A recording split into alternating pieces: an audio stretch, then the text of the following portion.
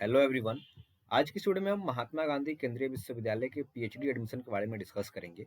इस central university ने session 2024-25 के लिए नोटिफिकेशन जारी किया है पीएचडी एडमिशन्स का। तो आज की स्टूडियो में हम इसके कंप्लीट डिटेल्स को डिस्कस करने वाले हैं। कौन कौन से टॉपिक को डिस्कस करेंगे, सबसे पहले इस चीज़ को समझ लेते हैं। सबसे पहले हम डिस्कस करेंगे कि इस यूनिवर्सिटी में जो पीएचडी का नोटिफिकेशन आया है, इसका इंपॉर्टेंट डेट्स क्या होने वाला है, रजिस्ट्रेशन फ़ी कितना लगने वाला है, इसके अलावा इसमें एलिजिबिलिटी क्राइटेरिया क्या होने वाला है, सिलेक्शन प्रोसेस क्या होगा, इसमें किस प्रकार से आपका इंटरव्यू होगा, उसका वेटेज कितना होगा, नेट का कितना वेटेज होगा, ये सभी चीज़ को डिटेल में डिस्कस करने वाले हैं। इसके अलावा कौन कौन से सब्जेक्ट इस बार ऑफर की जा रही है यहाँ पे और उसमें कितना सीट है, इसके बारे में भी डिस्कस करने वाले हैं। तो वीडियो में लास्ट तक बने रहें। इसके अलावा अगर आपने हमारे चैनल को अभी तक सब्सक्राइब नहीं किया तो हमारे चैनल को सब्सक्राइब कर ले और बेल आइकन को दबा दें, जिससे हमारी नोटिफिकेशन आपको सबसे पहले मिल जाए। तो आइए आज की वीडियो को हम शुरू करते हैं। सबसे पहले हम ये देख सकते हैं, ये महात्मा गांधी का अपना ऑफिशियल वेबसाइट है।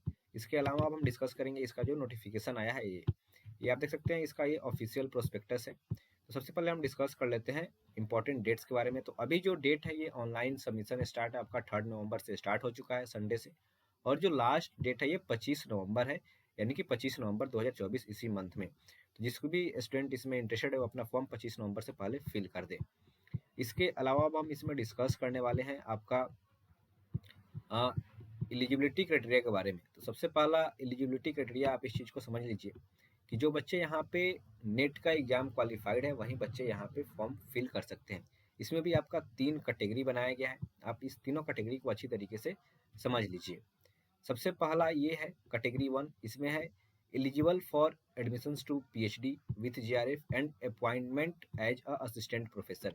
यानी कि जो बच्चे इस बार नेट का एग्जाम दिए हैं वो 3 कैटेगरी में रिजल्ट आया है। तो ऐसे बच्चे जो तीनों कैटेगरी में पास है, admissions to PhD with JRF और appointment as a assistant professor, इनको कैटेगरी 1 माना गया है। सेकेंड कैटेगरी ये है eligible for admission to PhD without JRF and appointment as a assistant professor, इसको कैटेगरी 2 में रखा गया है। यानी कि जो बच्चे जीआरएफ क्वालिफाइड नहीं किए हैं उनका कैटेगरी 2 है।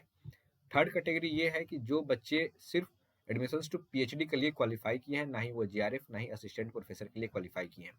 तो ये तीनों कैटेगरी के थ्रू आपका इस बार एडमिशन लिया जाएगा। यानी कि ये 3 कैटेगरी के थ्रू आप इसमें फॉर्म जिसमें भी आप एलिजिबल है उसको डाल सकते हैं। इसके अलावा इसमें इंपॉर्टेंट ये है कि those students who are having valid GRF prior to 2024 as per UGC guidelines in relevant subject are eligible to apply for PhD program offered by respective department। यानी कि जो बच्चे जो 2024 से पहले जीआरएफ क्वालिफाइड है, यानी कि जो दिसंबर 2023 या उससे पहले जो भी जीआरएफ क्वालिफाइड है वो बच्चे अप्लाई कर सकते हैं।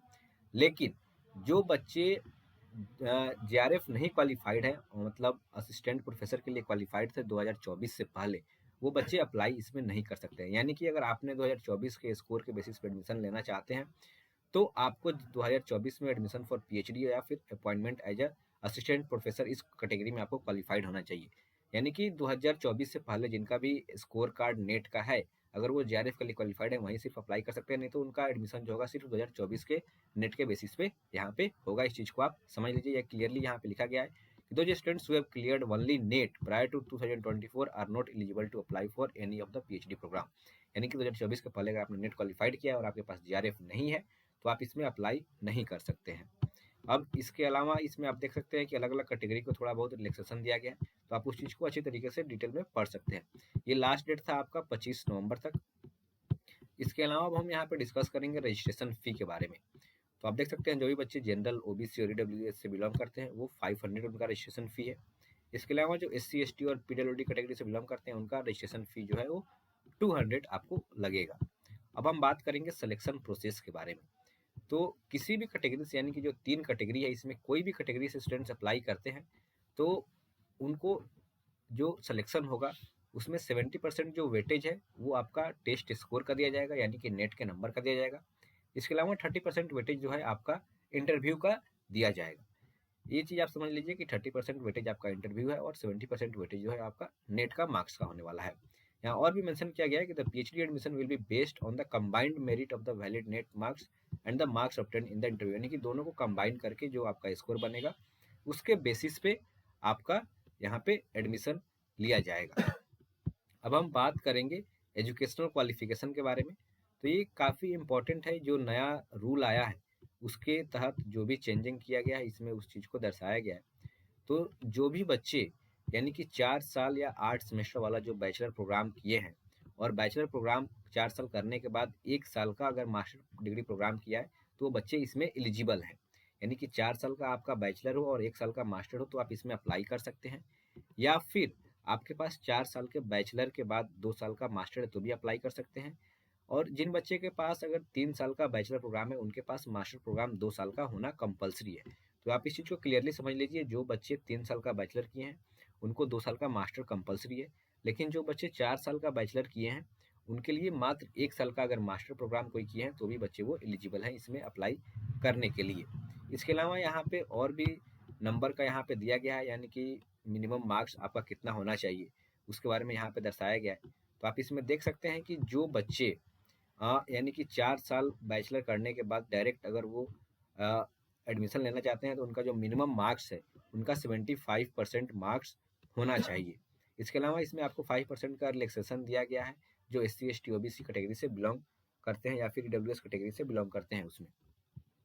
ये था आपका बेसिक एलिजिबिलिटी क्राइटेरिया। अब हम डिस्कस कर लेते हैं सब्जेक्ट के बारे में, कौन कौन से सब्जेक्ट इसमें ऑफर किया जा रहा है। तो आप देख सकते हैं कुल 19 सब्जेक्ट इसमें है और कुल 135 प्लस सीट यहाँ पे दिया गया है। यहाँ पे कैटेगरी वाइज भी सीट दिया गया है, मैं सिर्फ टोटल सीट के बारे में डिस्कस करूंगा। सबसे पहला है बायोटेक्नोलॉजी, इसमें आपका 7 सीट है और 2 सीट जो स्टार लगा इसके बारे में हम नीचे डिस्कस कर लेंगे।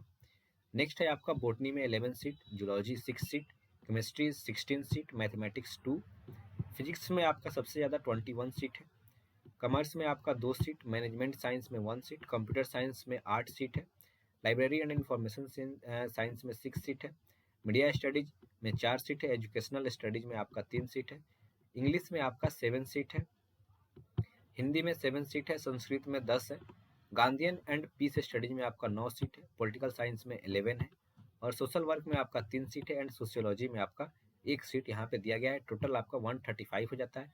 और ये जो 2 स्टार वाला सीट था आपका बायोटेक्नोलॉजी में, इसके बारे में क्या दिया गया है, तो ये जो सीट है ये आपका रिकमेंडेशन के थ्रू यहाँ पे लिया जाएगा, जो कि Homi Bhabha cancer hospital and research centre जो मुजफ्फरपुर बिहार में पड़ता है, वहाँ से अगर रिकमेंडेशन दिया जाता है तो इस 2 सीट पे आपका एडमिशन लिया जाएगा, जो कि ये महात्मा गांधी और उस यूनिवर्सिटी में MOU साइन हुआ था उसके तहत ये सीट दर्शाया गया। तो ये आपका कुल जो है ये सीट है। इसके अलावा आपका PhD का जो फी स्ट्रक्चर, इसके बारे में भी डिस्कस कर लेते हैं। तो जो बच्चे यहाँ पे PhD में एडमिशन लेंगे उनका जो एडमिशन के टाइम फी देना होगा उनको 14,000 आपको एडमिशन के टाइम वन टाइम ये फी है ये देना होगा। इसके अलावा जो भी बच्चे यहाँ पे सेमेस्टर स्टार्ट होगा सेकेंड सेमेस्टर से, उनका जो फी होने वाला है वो 10,000 आपका फी होगा।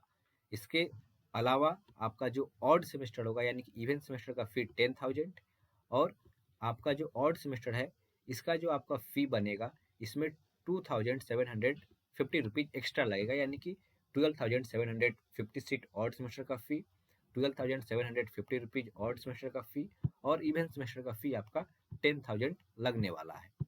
तो ये था आपका बेसिक डिटेल। इस प्रोस्पेक्टस में आप जैसे ही नीचे स्क्रॉल करेंगे तो आपको डिपार्टमेंट वाइज टीचर्स के नाम मिल जाएंगे, उनका क्या क्या फील्ड है, रिसर्च एरिया क्या है, इसके बारे में भी आप यहाँ पे देख सकते हैं। और इसमें अगर आप नीचे और स्क्रॉल कीजिएगा तो आपको अलग अलग डॉक्यूमेंट का आपको फॉर्मेट दिया गया है, जैसे कि OBC कैटेगरी का आपका फॉर्मेट दिया है, ये अंडरटेकिंग का फॉर्मेट दिया है। तो अगर आपको फॉर्म भरते टाइम ये सब सर्टिफिकेट लगे तो आप इसका फॉर्मेटिंग यहाँ से नीचे आप देख सकते हैं। इसके अलावा अगर आपको कोई भी डाउट होता है तो आप यहाँ पे कांटेक्ट कर सकते हैं, जिसमें अलग अलग ऑफिशियल्स का ईमेल ID दिया गया है। इसके अलावा आपका यहाँ पे कांटेक्ट नंबर भी दिया गया है। अगर आपका कोई भी एडमिशन से दिक्कत हो, एडमिशन के रिगार्डिंग दिक्कत होता है तो आप यहाँ पे मेल कर सकते हैं, या फिर एडमिशन के रिगार्डिंग कोई डाउट है तो आप यहाँ पे ये कॉल भी कर सकते हैं मनीष कुमार जायसवाल, जो कि सेक्शन ऑफिसर है COE के, कंट्रोलर ऑफ एग्जामिनेशन के। इसके अलावा आप PRO को भी कॉल कर सकते हैं, पब्लिक रिलेशन ऑफिसर जो होते हैं, इनका भी नंबर है। अगर आपको कोई टेक्निकल प्रॉब्लम आता है तो आप इस नोडल ऑफिसर को भी आप कॉल कर सकते हैं, जिनका नंबर यहाँ पे दिया गया है। तो ये था बेसिक इन्फॉर्मेशन महात्मा गांधी केंद्रीय विश्वविद्यालय के बारे में, PhD का जो नोटिफिकेशन जारी किया गया था इसके बारे में। इसके अलावा अगर आपको कोई भी डाउट होता है इस यूनिवर्सिटी में एडमिशन के रिगार्डिंग तो आप अपना डाउट हमारे कमेंट बॉक्स में पूछ सकते हैं, मैं उसके डाउट का रिप्लाई देने का कोशिश जरूर करूंगा।